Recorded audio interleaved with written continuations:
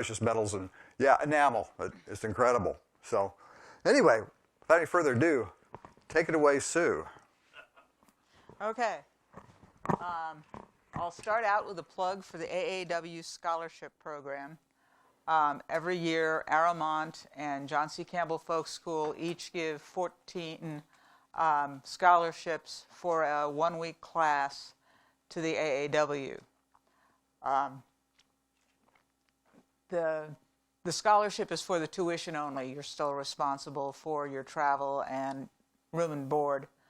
But each year, the chapters of AAW put in a list of their AAW members who are interested in participating and send those off to AAW National.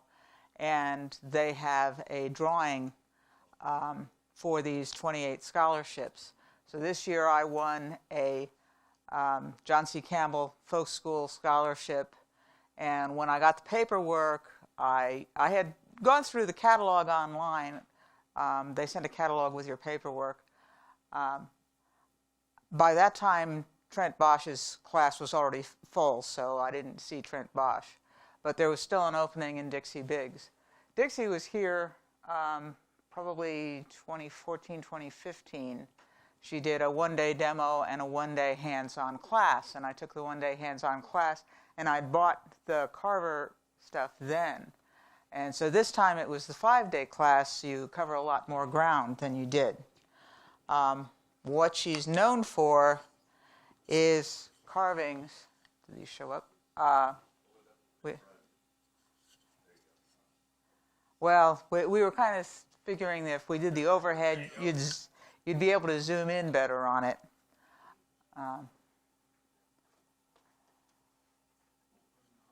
So these are done from actual leaves. We got to walk around John C. Campbell Folk School and pick some leaves that we liked. She wanted at least 2 to overlap so we could learn the overlap, and then the other one I added on to get kind of a swirling effect. And I'll be talking about doing some of this kind of carving with the micromotor tonight. The other thing that you work on while you're there is this fellow. Well, we can back off a little bit, I think.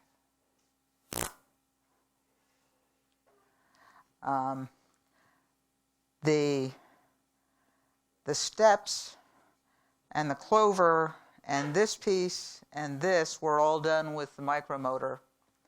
But this is done with your trusty Dremel tool and one of the round stone burrs that you frequently have coming with the kits when they arrive. And you just drive it in, you turn it up on high and drive it in, and it burns a little hole in there, and that's what the black dots are. They're burned. But by friction, not by heat, or not with a wood-burning tool. And with this, you don't want to use the micromotor because you'll burn it out doing that. The Dremel tools and the big Fordham motors are much more geared to handle that kind of thing. And then this piece is done with those Dremel engravers you can buy at Home Depot cheap.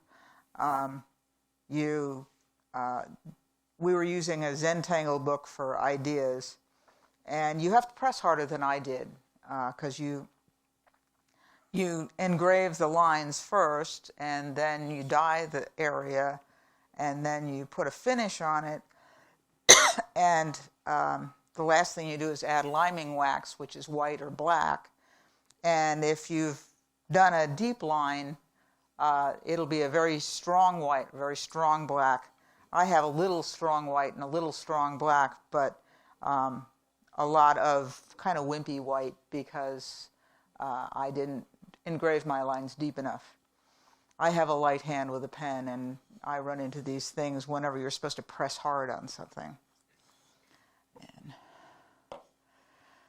so there are other kinds of power carving. If you want to do the piercing work like Jerry McMaster does, that's a whole different tool, and it runs at higher speed. There's also an angle carver, and I have never tried one and don't plan to get into anything big enough to need to try one of those. So, from a safety standpoint, this thing spins at about 35,000 RPM, and it creates an enormous amount of really fine dust. So they recommend that you, with any power tool, you should be wearing safety glasses. I've always had clip-on, flip-up magnifiers to go with my safety glasses for jewelry and enameling work, so that works fine for me for this as well. And then you need some kind of a dust mask, a fairly determined dust mask. So we were wearing the dust begons in class, but Dixie was also showing us this. This is an ellipse dust mask, which is made in Britain, and I'd seen them advertised in Woodturning magazine, and they are available here now. Packard Woodworks carries them. I think Woodcraft, you can order them. I don't know if they have them in the store. Craft Supplies doesn't seem to have picked them up yet. They come with a set of filters that are for dust, but they also have a nuisance fumes filter that has charcoal in along with the dust filter, and Dixie uses those when she's using the wood burner to keep the smoke out of her nose.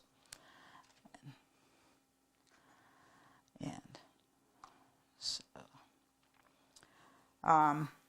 turning considerations, typically Dixie does turns a vessel. You need a thick wall starting out. About 3/8 of an inch is what she recommends if you're doing an overall design the way she usually does. And a lot of that is going to be carved away because at least 1/8 of an inch, possibly a little more, is going to go so that you have the relief carving on the top. If you're interested in doing a band, I don't know if Jack can get up the picture of her cherry blossom vessels. That's the one with the black background and the pink flowers. Oh, it was the one before there. But this is one of her overall things, and everybody knows the clovers if you've ever seen Dixie's work. And the maple leaves she's good at too. She typically does color hers so that they don't all. But this one I'm talking about, the cherry blossoms, up at the top, that one. Those, she turns a thinner vessel, but she has a band right where the carving is going to go so that she doesn't have to get everything smoothed out in the areas where she's just taking out background. She's done that on the lathe already. Now, the pieces that I turned, in case we had time to work on them, I had only made in the thick wall, so I don't have... Doing this over, I would probably do the thin band for where I wanted the carving to go, and then get all the shape in on the lathe. But we didn't have... It was too late to do that after I found out about that. So, and holding the piece for carving. Dixie finishes her turning completely, and then she uses she actually signs these. She uses a sandbag with a shelf liner on top of it to keep things from sliding.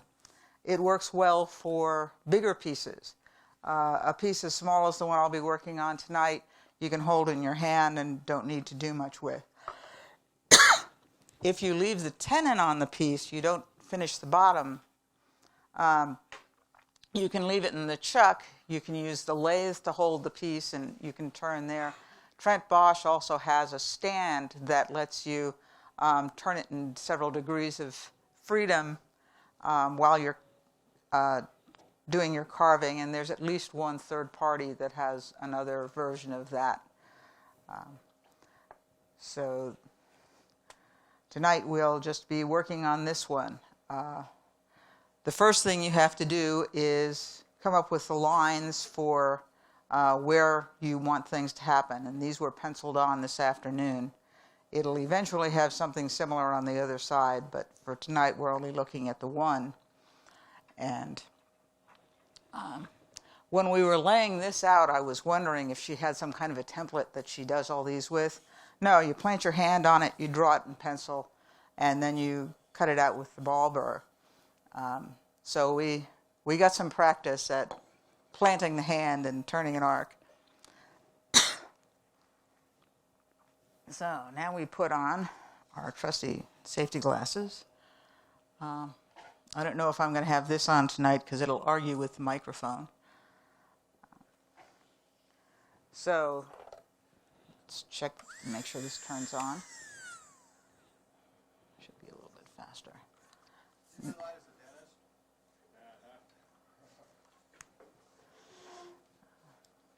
Now these come, this is a micromotor. Your rheostat is in here. This adjusts your speed and it has your on-off switch. But the motor is actually in here so that your wire coming out here is much less inclined to argue with you than the cable that goes to a Fordham motor, because their motor is up there and you just have a handpiece. And this comes with a collet for 1/8 inch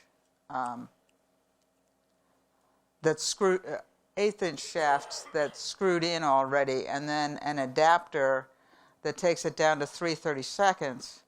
All of the bits that Dixie uses for the class are 3/32, so you don't have to switch the collet out.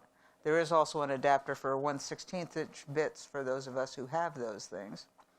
And her famous bit is this one. It's a 5mm bud burr, and this is the unmodified one, so it'll cut all the way down to the tip. But she also modifies a version of this where she cuts off the end of it so she has a flat piece with no grit to it, and that lets you move around working on side without damaging the flat background that you want to keep there. Sue, can you show it to the camera? Can you zip in anymore? Jack, does this one work? Just don't move. Don't move. Randy said it didn't. We'll take a donated camera. There we go. Anyone who wants to donate one. So that's the 5mm bud burr. Now this morning I had my modified one and I was putting it in the box so I'd have it here tonight, and it disappeared. It wasn't where it came from, and it wasn't where I was putting it, and it wasn't anywhere in between. So probably once the demo is over it will show up again. But I don't have one to show you tonight. She does the same thing though with another burr, which is a little harder to see. But one has an end that cuts, and the other has a shiny end that doesn't cut. So you can get into places without making a mess that you weren't planning to. And then when you want to get serious amounts of wood removed in a hurry, you get out the saber tooth.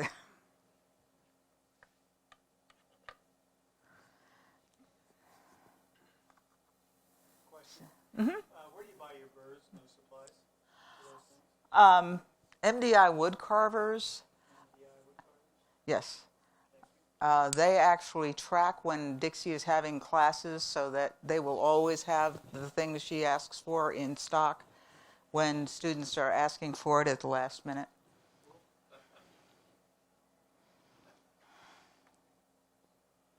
And I do have an envelope here with the list. I don't have copies to give out, but you can take a phone photo of it if you want.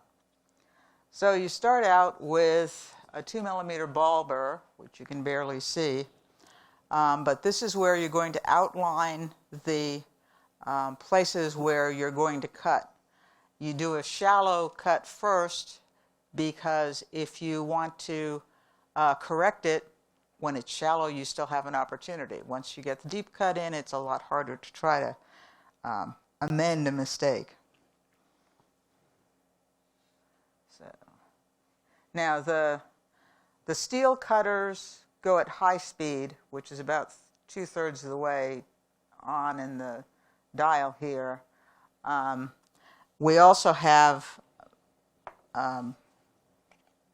an assortment of diamond burrs, and those are used largely as sanding. So you do your initial cutting, and then when you're going to smooth it out, you turn the speed down and you use the diamond. And then when you want to get to the point where you're sanding in the background and getting into tight places, she has a make-your-own miniature sanding burr, and that goes on really slow speed because you're basically making this yourself. You take the Scotch foam mounting tape, take a strip of it and attach it to sandpaper, and then you cut out these little discs with a 3/8" leather punch. And they work very well if you're careful. If you go too fast or press too hard, they pop off real quick. So typically you make a whole bunch of little discs so you can replace them as needed.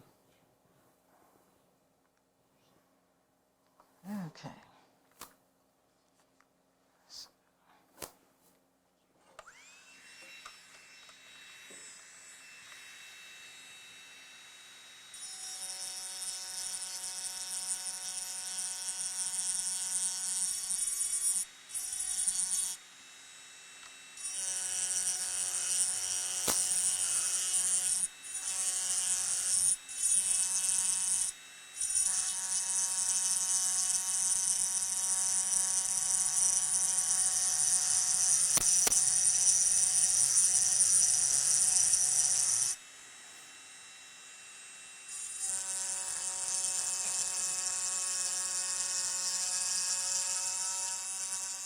So, Sue, tell us again what you're doing, what This is you're our trying to do, and This is our 2mm ball burr, and I'm outlining where I've penciled my lines earlier. And you want to be just outside the line of what's your center. I'm planning to do this frame effect as steps like these. So here, just outside the line is actually inside for the shape that I'm making. You will notice as you're working around that as you go through side grain versus end grain, you get a little bit different effect. But that's the advantage of using the ball burr, that you get the shallow line in first, and then you can correct anything that didn't go quite right the first time, and where something's deep and the thing next to it is not deep, you can adjust that before you get into the next phase.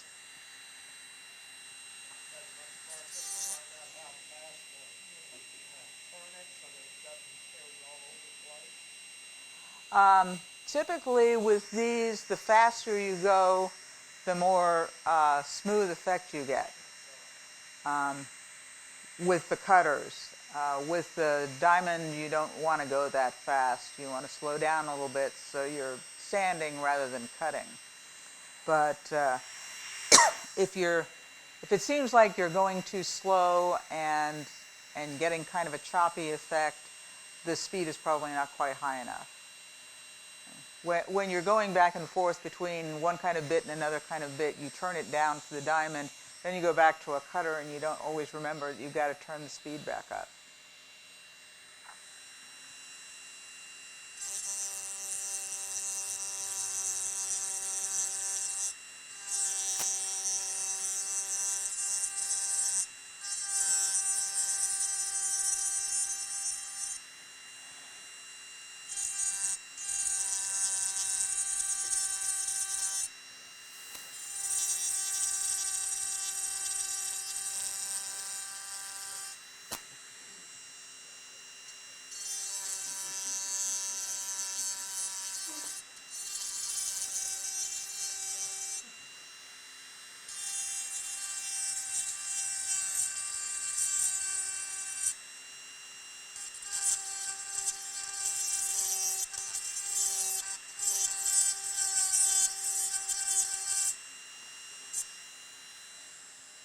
Now when I get to the leaves, I'm definitely going to be on the outside of the line because I want the wood to be up where the line is.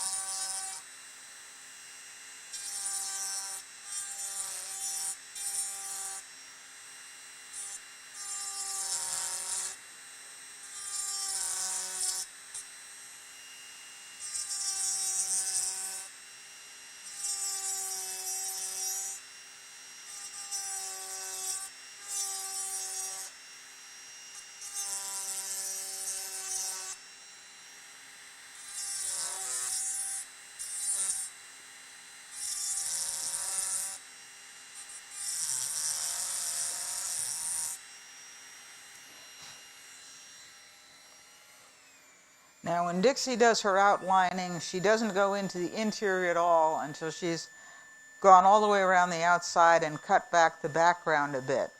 So right now there are two leaves and they overlap, but they're just all one solid piece for now. I think the cutting is deep enough around the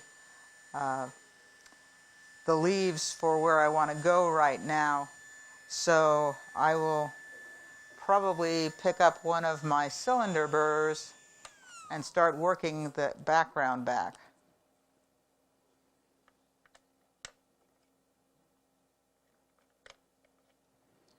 This is where the safety edge on the cylinder burr comes in handy because you want to cut around that line at an angle but not accidentally take out your outline.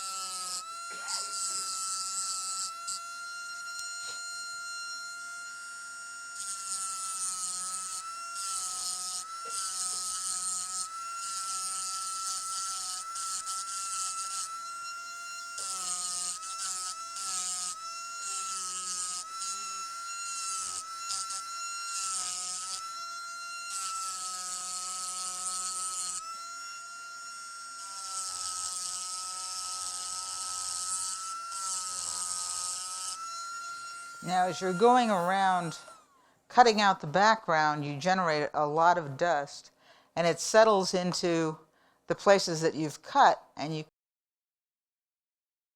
that's where you take your trusty toothbrush and scrub it out so you can actually see what you're doing. It's the high-tech solution here.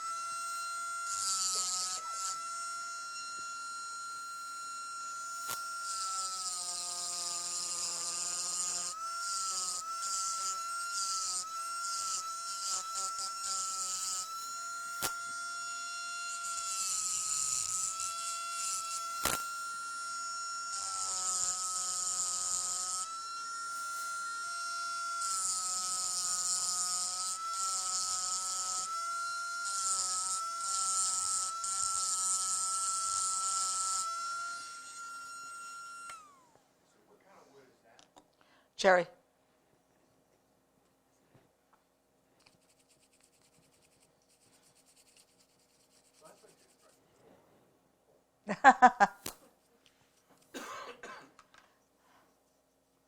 Now, once you get further back from the outline, you don't need to use such a small burr.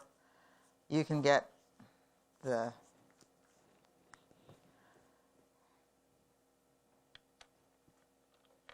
this is where your bud burr comes in.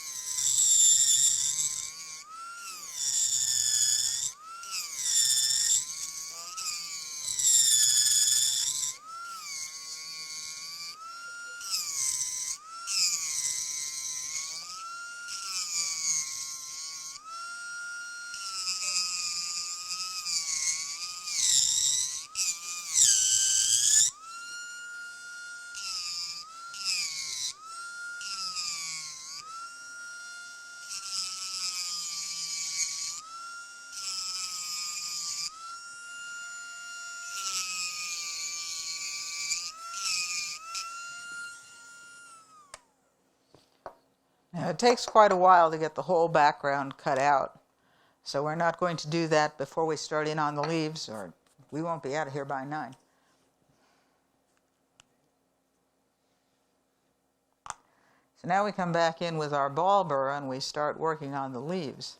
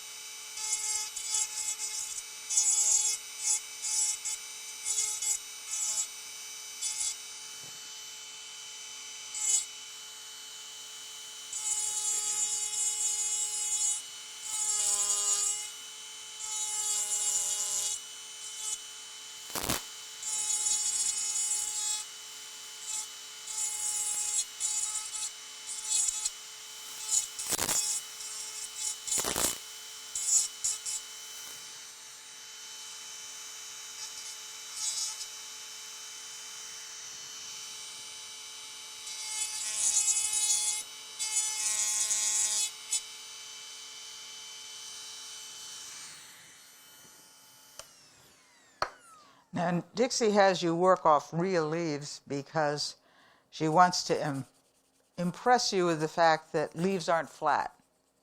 They look sort of flat, but if you look at them closely, they have places where they twist up and twist down. And if you want your leaves to look fairly realistic, then you've got to be able to identify where they go up and where they go down and cut them accordingly. There's a temptation to go in and cut your veins in the leaf first, but in order to get the leaf to look more realistic, you need to deal with the ups and downs in the leaf first, and once you've got the shapes correct, then you go in and add the veins.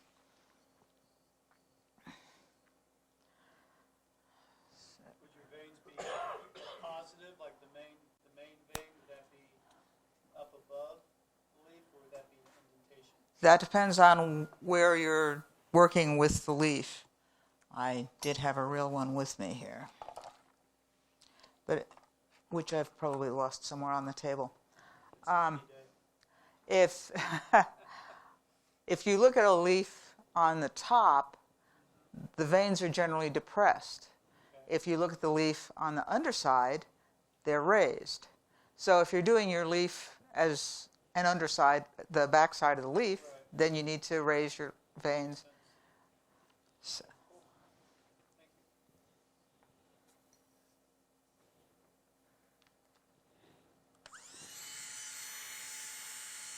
Incidentally, depending on what you're doing, sometimes it's easiest to hold the tool in as if you were writing, and other times, depending on what you're trying to do, it's easier to do an overhand grip so you can put your thumb down on the edge.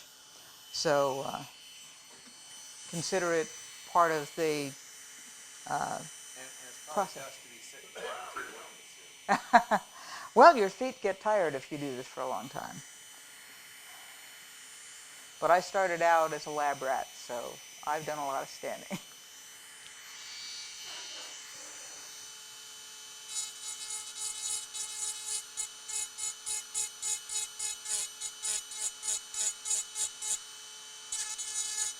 Now, right now, I'm lowering the leaf that's going to be underneath so that the top leaf stands out more.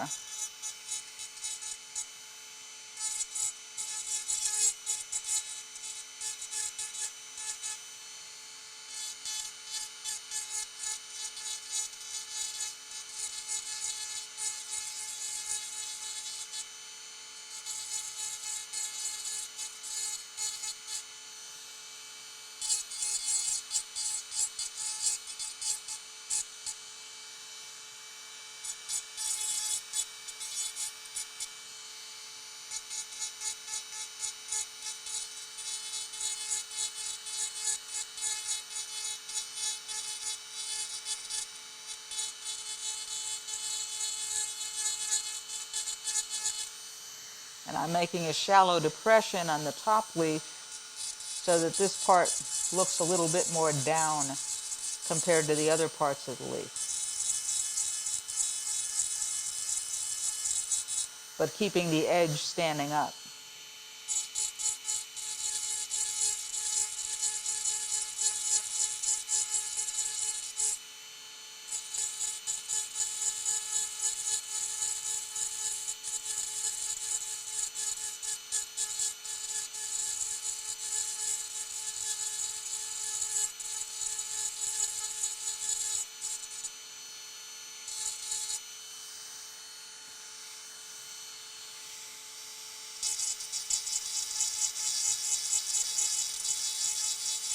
And the reason that they build these stands with many degrees of freedom is because you don't hold it in one place and try to move everything around. You keep turning the piece to give you the best access to what you're trying to do right then.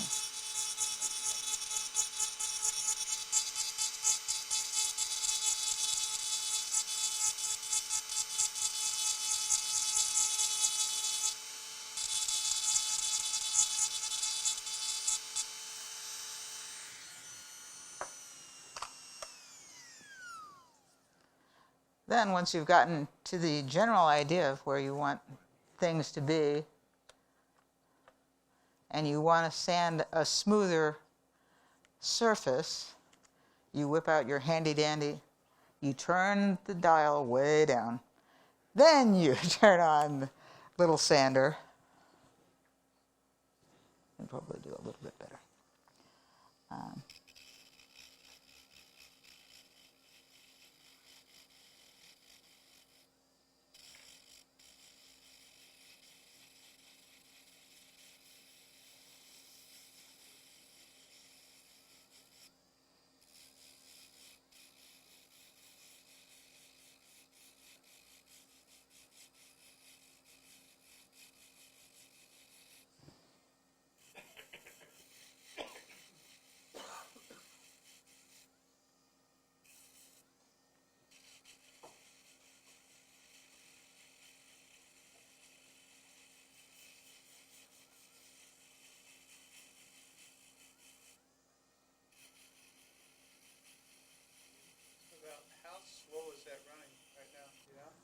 I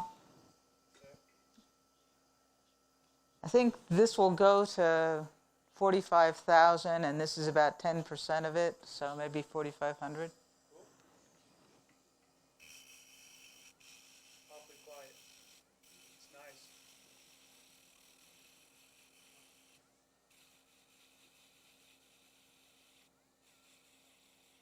Now, in this case, these are holly leaves, and they're smooth and shiny, so I'm not going to be texturing the leaf.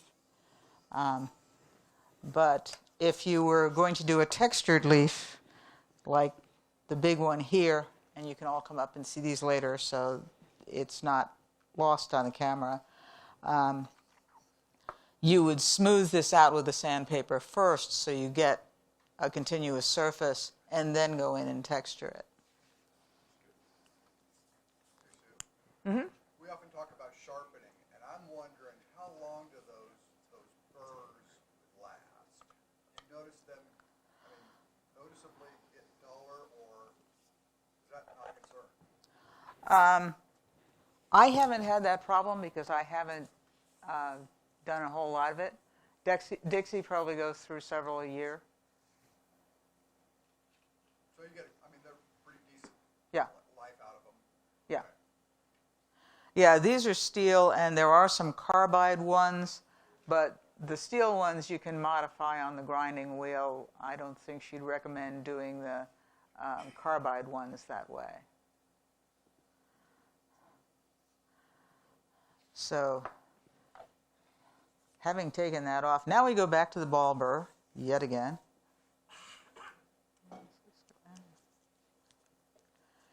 So that we can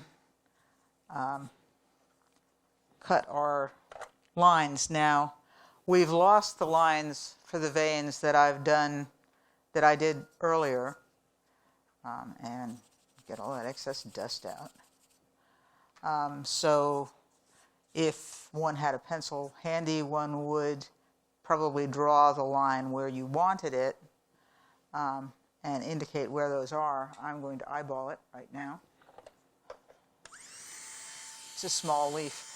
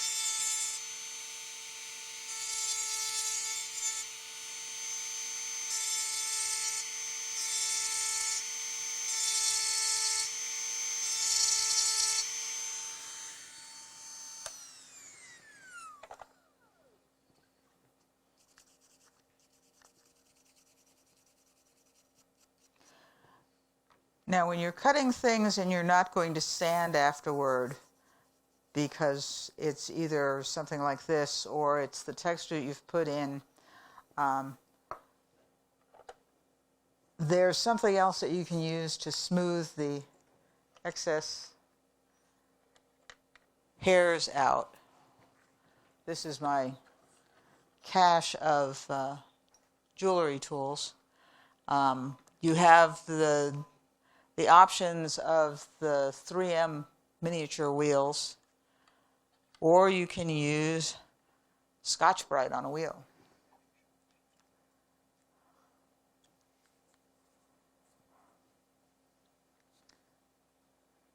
Unfortunately,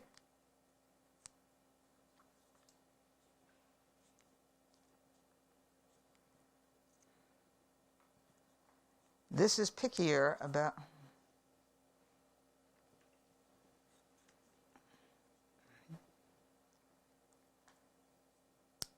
No, I guess that's 1/8.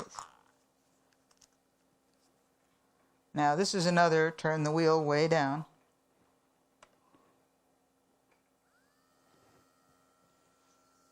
And then you can go over it and get rid of the excess little hairs that stick up.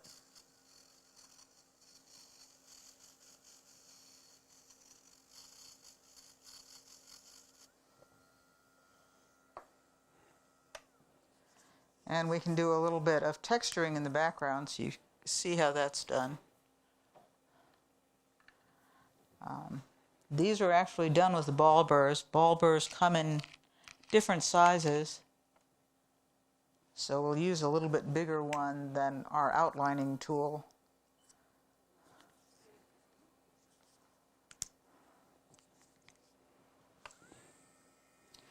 Turn the speed back up.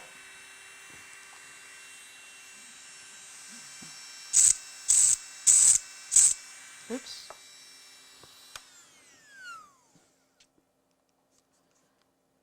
We need the collet adapter back.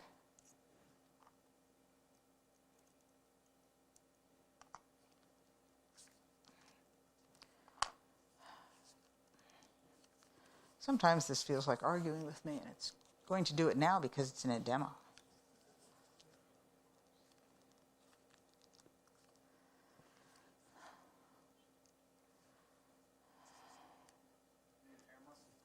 No. It twists. It's just not interested in twisting at the moment. But basically, using the ball burr, some textures are accomplished. Everything is sticking. Just bringing the ball in and making multiple dots next to each other. The background that I used on this one was done with the ball burr, but I was trying to get an effect of motion so it was more long stripes against it. This leaf is the dot texture, and then this is the stripe texture. So, any questions? If you wanted to paint at this point, you could do that. Dixie does paint most of hers. A lot of people have seen the clover, and she doesn't lay that all out up front. She takes the single piece that's going to be the on top piece, outlines it, pulls the background back a little bit, then draws in what's going to go around it, outlines those, pulls the background out a little bit, and then draws the next ones to go in. Which camera? There.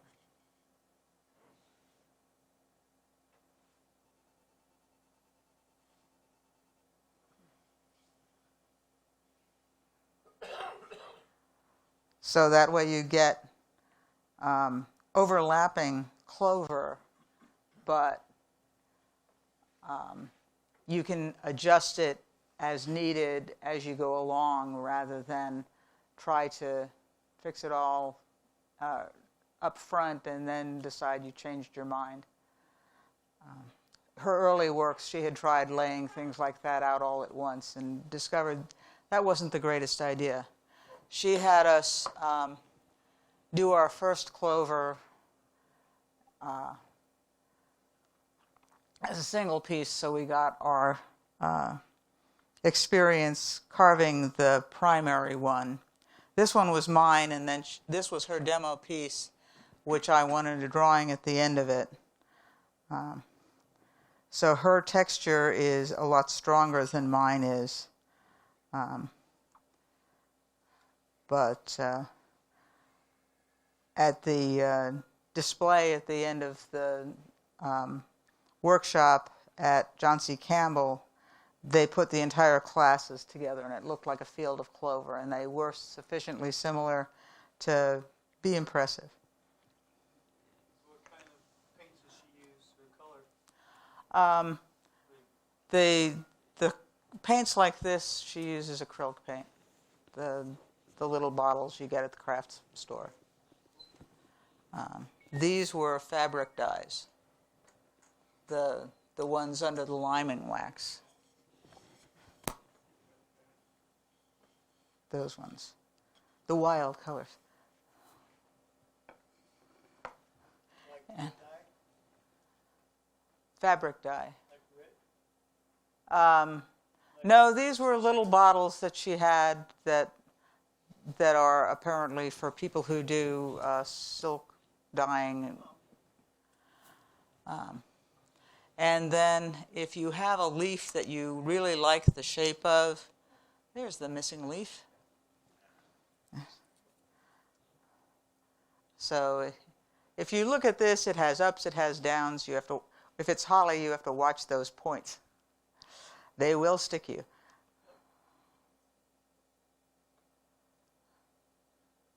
Anybody needs any extra leaf? I got a whole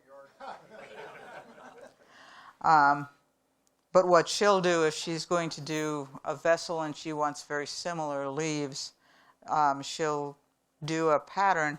This is the drafting cover stuff for those who've had. It's if you get it at Blick, it's FICO, and it's intended to cover a drafting board. But it cuts out really well. It gives you a thick edge to draw lines around. And you can get consistent leaves. And if you want mirror images, you trace one side, flip it over, and trace the other, and you've got mirror images. Okay, any questions? What was the most difficult part of what you learned, during the class that you think we should watch out for? Mistake-wise. I found it difficult to get my background smooth, particularly when you're going in with the saber tooth. You wind up with a whole bunch of scratched lines in it. Then you have to go in and do a lot of cutting back and sanding. When we did the class here, she wasn't real specific about how to deal with it other than use the diamond burrs. But now she has you get a ruby stone, and that does a good job of sanding before you get down to the diamond size. Sue, have you ever taken a class at Aramont? I've never taken a class at Aramont. I've been to Aramont several times for other events occurring there. What the difference is between Aramont and then J.C. Campbell, if there is a difference.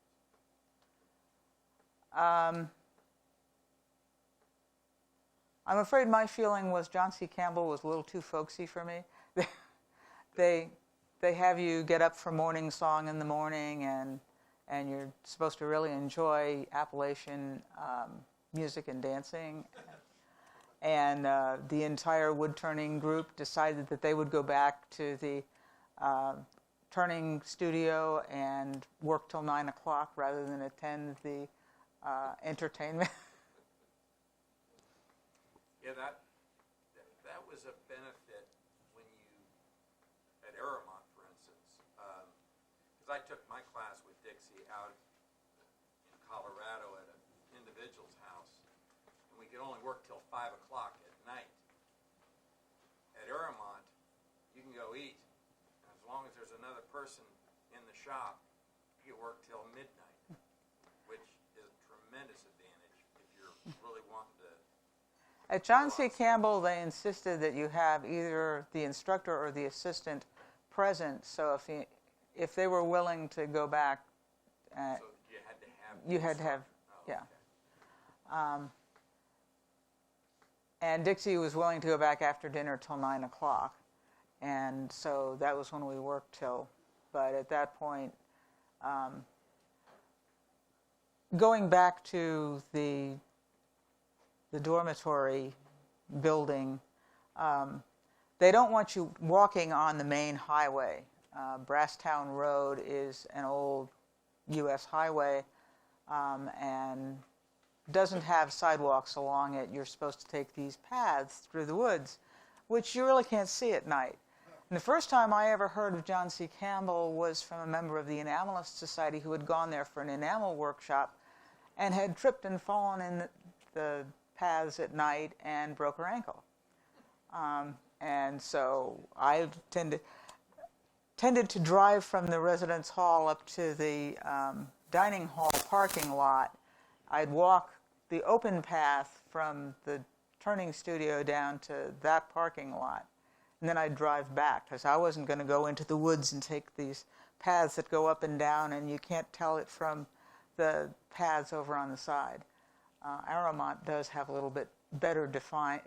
They're not on a major highway through the middle of the campus, and you can find it at night in the dark without any problem. Did you see a bear? We didn't see any bears here. We did hear wolves howl or coyotes howling at night. You and Ann for the women in woodturning, the bear that came and visited, and Yes, well, that was at Aramont. Yeah, we saw a bear. He was even in our picture. They photoshopped him in. great. Okay. Well, if there aren't any more questions, we have one last piece of business we need to take care of with Sue. And that is, what's going to be the challenge for January? It will be a vessel with some kind of carving on it. Okay. You, if you prefer to do things like the dots or just an outline, that's fine. If you want to be more elaborate, that's fine too. There you have it, folks. The challenge is a carving. So, with that, we are going to move in.